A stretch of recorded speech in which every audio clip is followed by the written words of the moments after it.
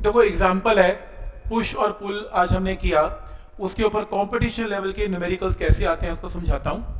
और एनसीईआरटी में तो मैंने बता ही दिया, जस्ट थ्योरी आएगी, कुछ ज़्यादा आएगा नहीं। आपके जो प्रीवियस ईयर क्वेश्चन आप खोल के देखेंगे उसमें लाइन लगी पड़ी है पुश और पुल के टाइप के, अलग अलग टाइप से क्वेश्चन पूछता है। जैसे उसमें से ये टाइप है, एक ब्लॉक है, एक ब्लॉक का वेट कितना है mg, नॉर्मल रिएक्शन क्या है n, इस ब्लॉक और कोफिशिएंट ऑफ फ्रिक्शन क्या है म्यू। साथ से बना लो प्लीज।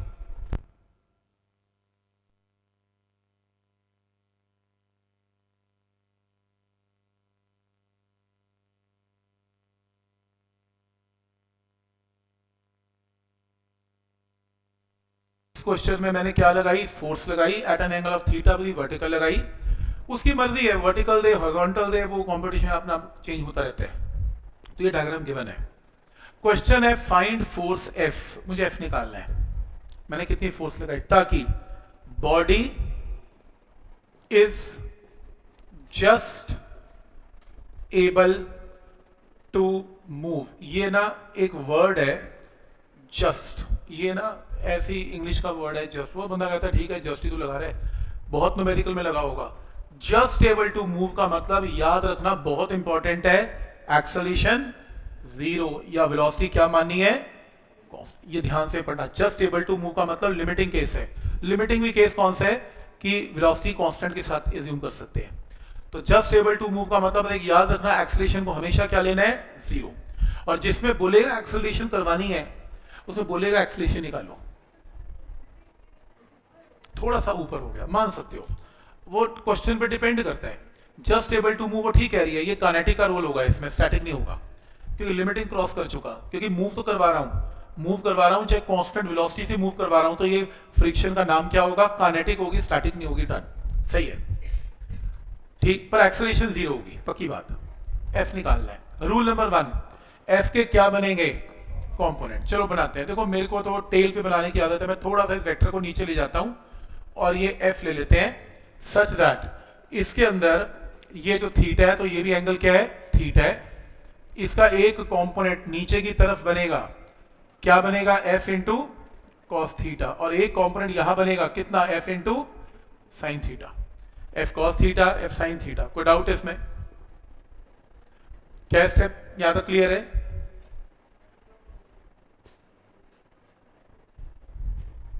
सबसे पहले नॉर्मल रिएक्शन निकालते हैं। ऊपर की फोर्स क्या है, एक एन है, और दूसरी फोर्स क्या है, नहीं है।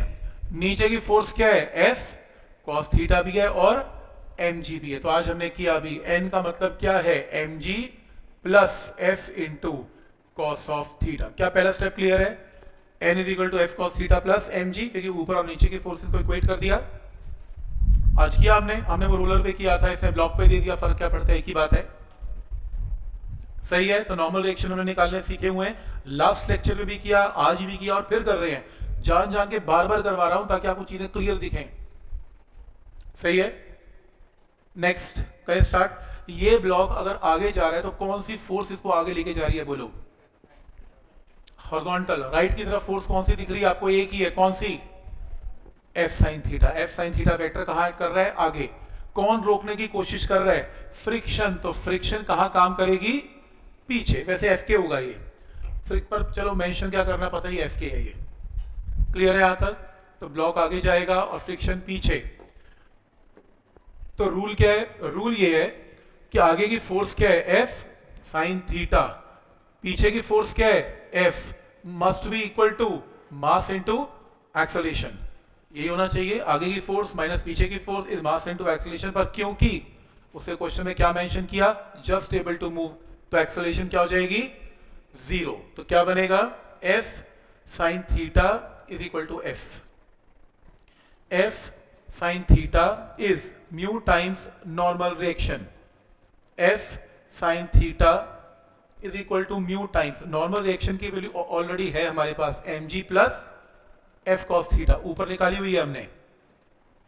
तो F into sine theta is, open कर रहा हूं मैं इसे, mu M G plus mu into F into cos of theta. तो यहां से एफ कॉमन निकाल लेते हैं, एफ कॉमन आएगा तो क्या बनेगा, sine theta minus mu into cos theta is equal to कितना, म्यू टाइम्स एम जी। तो एफ की वैल्यू क्या आएगी, mu times M G divided by sine theta minus mu into cos theta. ये लो एफ की वैल्यू आ गई। पॉइंट समझ में आ रहा है यहां तक कि एफ की वैल्यू कैसे निकलेगी। तो किस लेवल की प्रॉब्लम पूछी जा रही है, समझ में आ रहा है कि कैसे पुश या पुल को कन्वर्ट कर दिया गया न्यूमेरिकल के अंदर।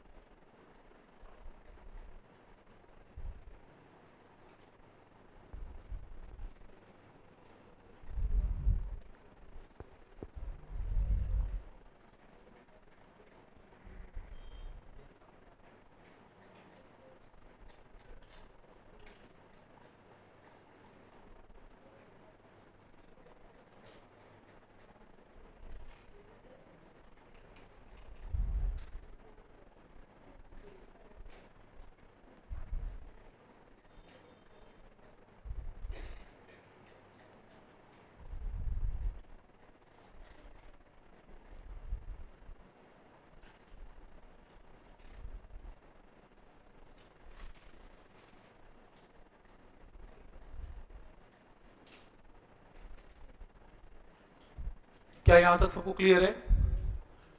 ये फिजिक्स नहीं है, ये मैथ्स है।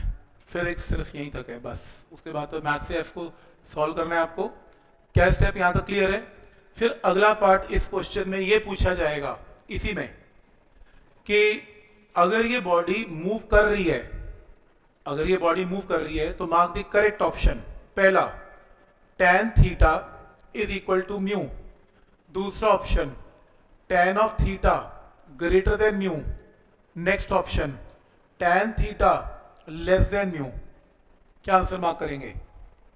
अगर ये बॉडी मूव कर रही है तो ये केस, इसमें क्या ऑप्शन मार्क करेंगे?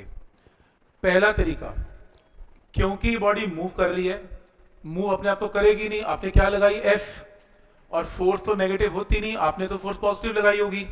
और पॉजिटिव फोर्स तब आएगी जब denominator sign theta minus mu into cos theta भी पॉजिटिव होगा, कि न्यूमिनेटर तो पॉजिटिव ही है। पॉजिटिव होने का मतलब ग्रेटर देन जीरो, तो ग्रेटर देन जीरो क्या होता है, पॉजिटिव टर्म होती है। तो डिनोमिनेटर अगर ग्रेटर देन जीरो है तो इसका मतलब पॉजिटिव है। तो sine theta greater than mu cos theta, तो कॉस नीचे ले आओ तो tan theta greater than mu. Answer mark कर लेना, tan theta greater than mu. तो मेरे को एक दूसरे बैच में, सुबह के बैच में स्टूडेंट बोलता ये तो करने की जरूरत ही नहीं है। मैंने कहा क्यों? कहता अभी आपने आज ही लेक्चर में करवाया एंगल ऑफ फ्रिक्शन, उसमें आपने बॉडी को रेस्ट पे एज्यूम माना था, और रेस्ट पे एज्यूम मानने का मतलब है tan थीटा म्यू था, और जबकि वो स्टैटिक था, तो काइनेटिक में वो कहता है ग्रेटर देन म्यू कर दूंगा। इतना सोच सकते हो तो अच्छी बात है, नहीं तो ये तो तरीका है ही है। काइनेटिक का केस तो तेज ही होगा, ज्यादा फोर्स लगाओगे तो ठीक है, ये भी ठीक है, पर ये ज्यादा बेटर है कि इसमें साफ दिख रहा है डिनोमिनेटर पॉजिटिव है, तो यहां से साफ दिख रहा है कि tan theta greater than mu है। ये ऑब्जेक्टिव मिलेंगे आपको, पहला एफ मिलेगा, दूसरा ये मिलेगा, दो और मिलेंगे इसी टाइप के, दो और करवा रहा हूं, 4, बाकी आपको 14-15 मिलेंगे PYQ की बुक में, जो आप खुद करेंगे। मैं उसमें से कुछ नहीं करा रहा, वो तो आप ही करोगे। ठीक है, तो समझ में आ रहा है कि क्या ट्रिक है इसमें। फ्रिक्शन इंटरेस्टिंग है, बहुत बढ़िया चैप्टर है फ्रिक्शन।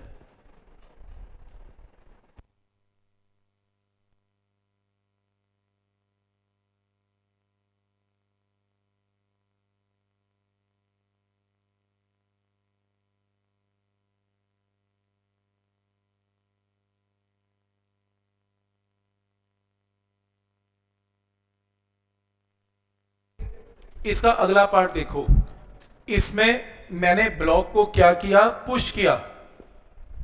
अगला एग्जांपल नोट करो, जो नेक्स्ट एग्जांपल है। नेक्स्ट एग्जांपल है कि सपोज आपके पास ये एक ब्लॉक है, बनाओ एक ब्लॉक है, आपने इसे पुल किया, इस ब्लॉक को आपने पुल किया और हॉरिजॉन्टल के साथ पुल किया, making an angle of theta.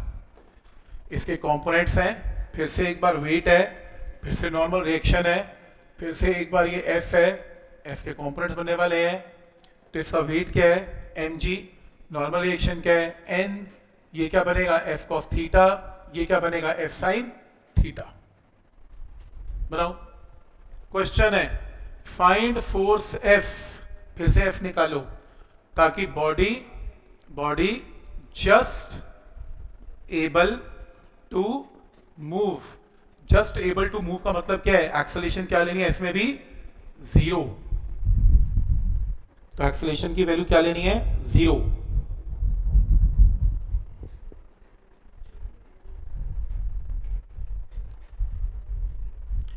सबसे पहले डायग्राम बनाते हुए आपको क्या बनाना है, इसमें नॉर्मल रिएक्शन की वैल्यू निकालनी होती है। बताओ ऊपर की फोर्स क्या है एन, ऊपर की फोर्स क्या है एफ साइन थीटा, नीचे की फोर्स क्या है एम जी। बोलो equation N plus F sine theta sum of all ऊपर की फोर्सेस इक्वल टू नीचे की फोर्सेस। तो एन की वैल्यू यहां पर क्या आ गई M G minus F sine theta. पहले एन निकालो।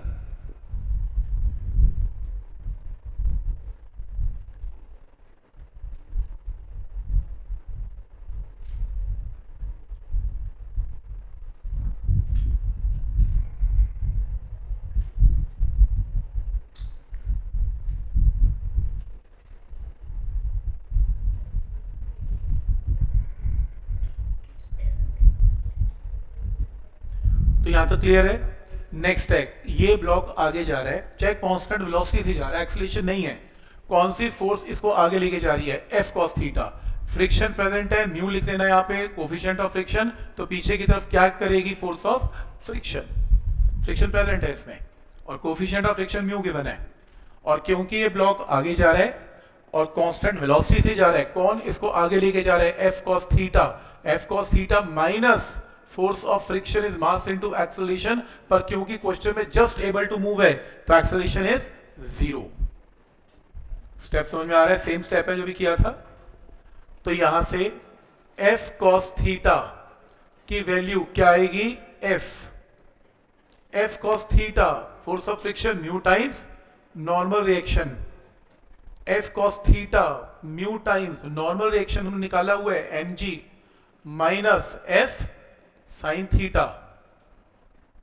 तो F into cos theta mu times M G minus mu times F sine theta. तो यहां से एफ कॉमन आ गया, तो क्या बना cos theta plus mu into sine theta is equal to mu times M G. तो एफ की वैल्यू क्या आएगी mu times M G divided by cos theta plus mu times sine theta.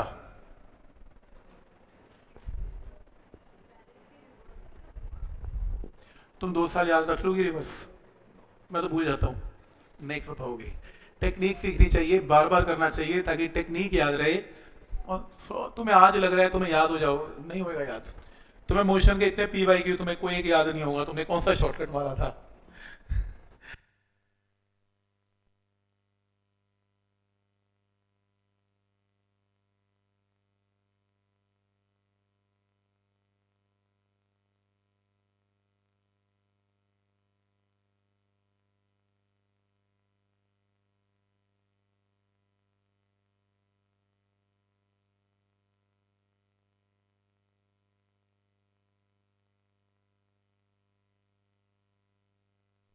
क्या ये पॉइंट यहां तक क्लियर है?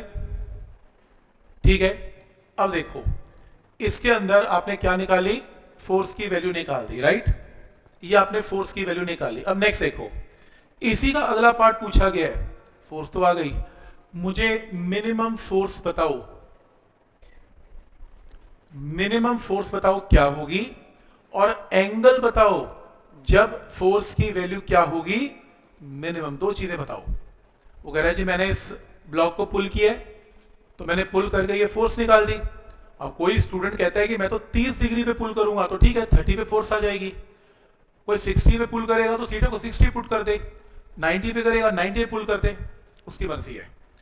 तो लेकिन जब वो 30 पे पुट करेगा, 45 पे पुट करेगा, 60 पे करेगा, तो फोर्स कभी तो मिनिमम आएगी। वो क्या एंगल है जब फोर्स की वैल्यू क्या आएगी, मिनिमम आएगी ना। 45 नहीं, ये प्रोजेक्टाइल नहीं है, ठीक है ना, 90 भी नहीं है। तो इसके लिए आपको क्या कर, देखो आप फिक्स्ड आंसर निकाल कैसे सकते हो, आपको कुछ गिवन तो है नहीं ना, एम दे रहा हूं ना कुछ भी नहीं दे रहा, वैल्यू तो दे ही नहीं रहा, तो फिक्स्ड आंसर आएगा ही नहीं इसमें। तो आपने क्या करना है, अगर आपने फोर्स को मिनिमम करना है तो याद करो एक टॉपिक किया था प्रोजेक्टाइल में, मैक्सिमा एंड मिनिमा, प्रोजेक्टाइल के अंदर करवाया था। मैक्सिमा मिनिमा का क्वेश्चन हो गया, किसी भी चीज को अगर मिनिमम करना है तो उसे क्या कर देना है, डिफरेंशिएट और equal to 0। Differentiate with respect to क्या, जो चीज निकालनी है, क्या निकालनी है, एंगल थीटा। या डिफरेंशिएट विद रिस्पेक्ट टू क्या, जो चीज वेरिएबल है, इसमें म्यू एम जी सब कांस्टेंट्स हैं, वेरिएबल कौन है, थीटा। तो थीटा के साथ डिफरेंशिएट करो और इक्वल टू क्या पुट कर दो, 0। तो आइडिया समझ में आ रहा है। हमने मैक्सिमम मिनिमा किया था, किसी भी चीज को मिनिमा या मैक्सिमा करना हो उसे क्या करना है, डिफरेंशिएट और इक्वल टू 0। और डिफरेंशिएट विद रिस्पेक्ट टू क्या, वो वेरिएबल जो निकालना है, और मुझे क्या निकालना है, एंगल थीटा। तो इसके लिए काम करते हैं, d by D theta of f की जगह ये वैल्यू पुट कर दो, mu times M G divided by cos theta plus mu times sine theta equal to 0। ये वैल्यू पुट कर दी, ठीक। देखते हैं क्या आंसर आता है। Only for competition please, not for school. ये क्वेश्चन स्कूल के लिए नहीं है बिल्कुल भी। PYQ में ये अटकता है क्वेश्चन, तो मैं करवा रहा हूं। ऐसे बहुत सारे क्वेश्चन हैं जो अटक सकते हैं, तो ये कर लेंगे तो सारे निकल जाएंगे, ठीक। तो इसमें मैंने क्या किया, इसको डिफरेंशिएट और इक्वल टू 0। अब यहां से म्यू टाइम्स एम जी तो कांस्टेंट है, तो क्या बचा, d by D theta of 1 by cos theta plus mu into sine theta equal to 0। ये तो टर्म वैसे ही 0 से कट जाएगी, छोड़ दो, इसे चाहिए ही नहीं, 0 से डिवाइड होकर उड़ गई। अब u बाई वी का फॉर्मूला सबको आता है, तो u बाई वी का फॉर्मूला लगाते हैं, तो cos of theta plus mu of sine theta denominator into d by D theta of numerator minus numerator into d by d theta of denominator, that is cos theta plus mu times sin theta divided by denominator का whole square। ये लो,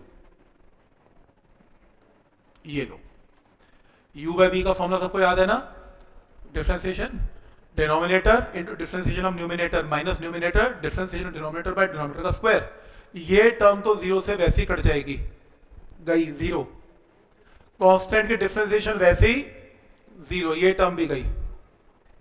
तो आपके पास क्या बचा, minus d by D theta of cos theta plus mu times sine theta equal to 0। रहा था minus भी गया, माइनस भी 0 से कट जाएगा।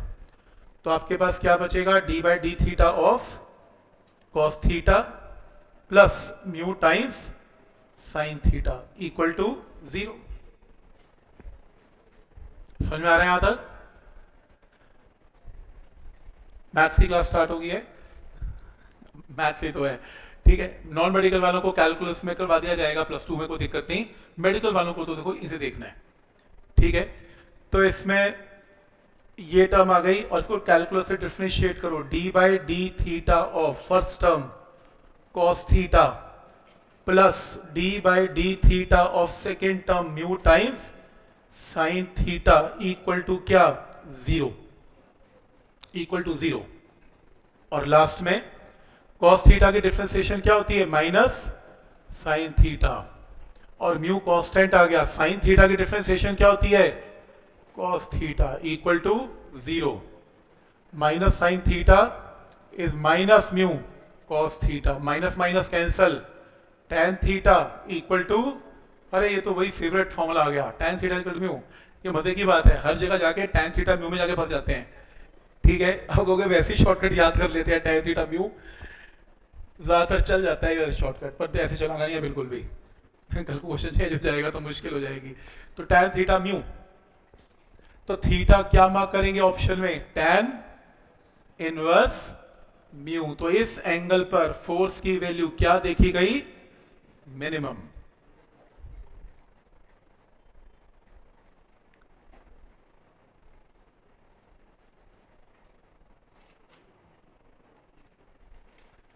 समझ में आ रहा है यहां तक? तो इस वैल्यू पर फोर्स मिनिमम है।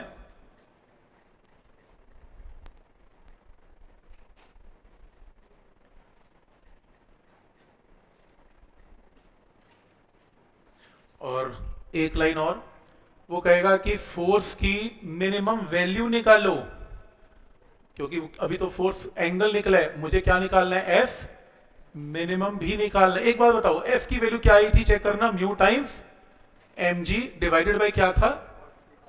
Cos theta plus mu times, ठीक है, ये रही।